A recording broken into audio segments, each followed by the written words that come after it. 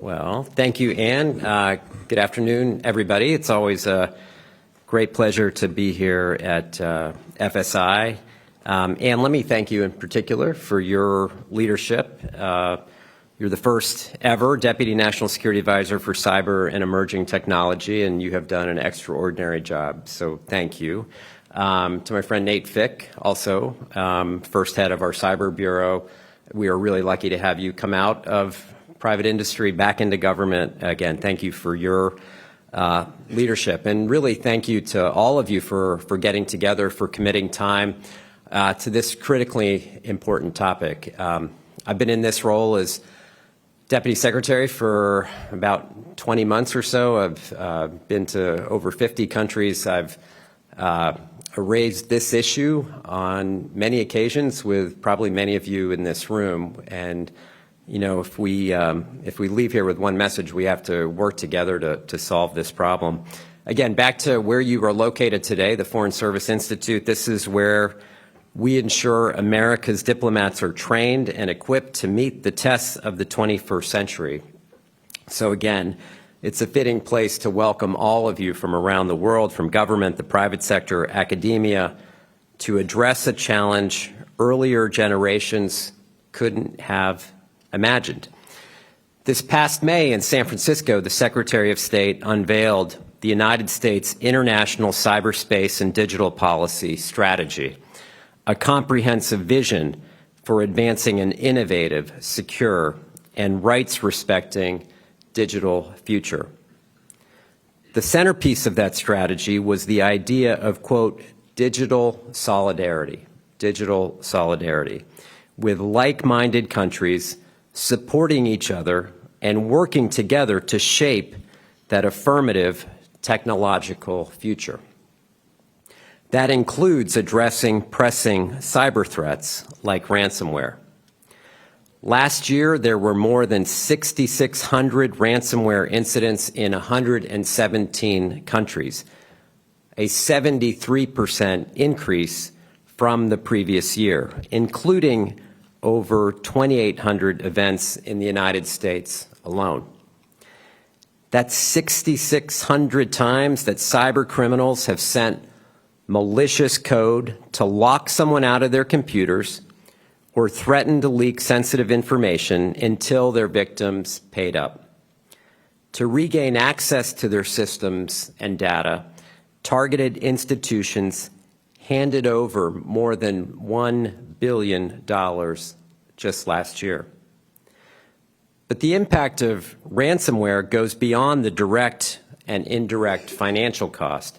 What makes ransomware so devastating is the way that it actually affects our everyday lives, crippling the hospitals where we receive care, exposing financial data and other personal information, disrupting municipal services like fire and police departments.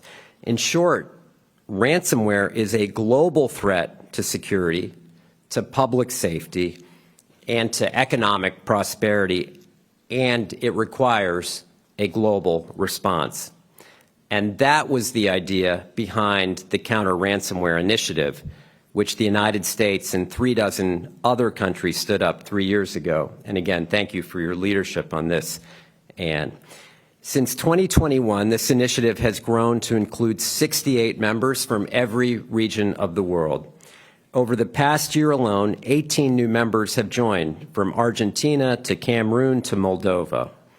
And again, as I said, I've certainly raised this, and the Secretary raises it on almost every stop that he makes.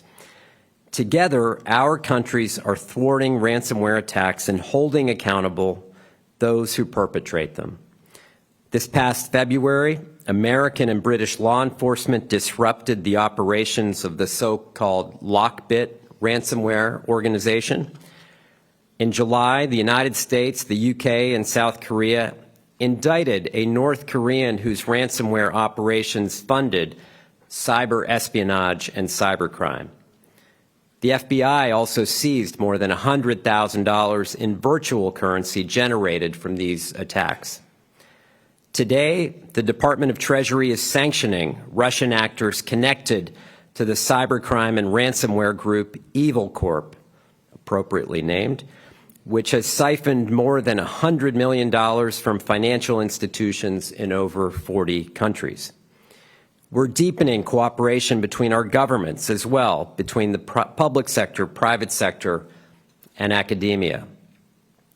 Publishing the tactics and digital footprints of known ransomware actors, for instance, can help other countries and organizations know what to look for. So through a task force co-chaired by Australia and Lithuania, as well as the new public-private sector advisory panel Canada launched yesterday, we're sharing information and best practices. We're fostering collaboration and making it easier to request assistance when a partner experiences a ransomware incident. The Counter-Ransomware Initiative is also strengthening the capacity of our partners. From a cyber boot camp hosted by the Organization of American States to the U.S. Justice Department sending experienced prosecutors to train and support law enforcement officials in other countries as they go after malicious cyber actors. One example in particular, and I know Ambassador Fick and I and Ann have all been there, but in Costa Rica, where malicious actors targeted government systems with ransomware in 2022, the United States has committed $25 million to help Costa Rica secure vital government networks, including establishing a virtual security operations center. And last year, our U.S. Congress, with bipartisan support, authorized the creation of a $50 million fund to support additional efforts to enhance other countries' cyber infrastructure. This new fund will scale and develop new programs like our recently launched rapid response tool, Falcon, which helps American partners address cyber vulnerabilities within as little as 48 hours. This is what digital solidarity is all about. We're also building resilience so that organizations are better prepared for and so they can bounce back after attacks. Expanding cyber insurance so that losses are covered in the event of a ransomware incident. Integrating security features like two-factor authentication into the design of software from the beginning rather than as an afterthought, and supporting the victims of ransomware as ransomware attacks as they recover. Finally, we continue to promote rules-based behavior, and this is particularly important for all of you as we work to build the architecture here in this critically important space.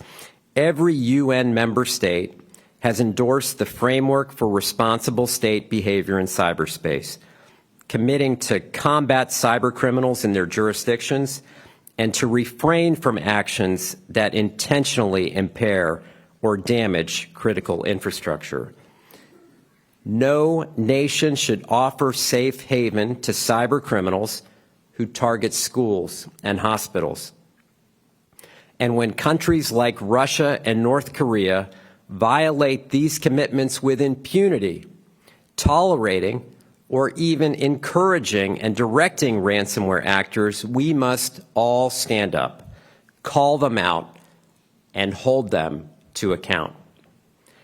Over the past 4 years, this group has risen to the challenge of combating ransomware. In the coming years, we must sustain and build on these efforts. We must recruit more countries to our cause and encourage our partners to raise their minimum cybersecurity standards, especially for critical infrastructure like hospitals. We have to become even more proactive in helping countries recover from major ransomware attacks. Ransomware fundamentally seeks to take control away from those it targets. Cybercriminals want to make their victims feel powerless, like they have no choice but to submit to digital extortion. This counter ransomware initiative and everyone here today reminds us that we are not powerless. We are not alone. And by continuing to work together, we can advance a digital future that upholds our values and makes life more secure, more prosperous, and more full of opportunity for everyone. Thank you for what you are doing. Thank you for your commitment to this topic. I look forward to hearing all the results that come from these meetings and working with all of you in the months and years ahead. Thank you very much.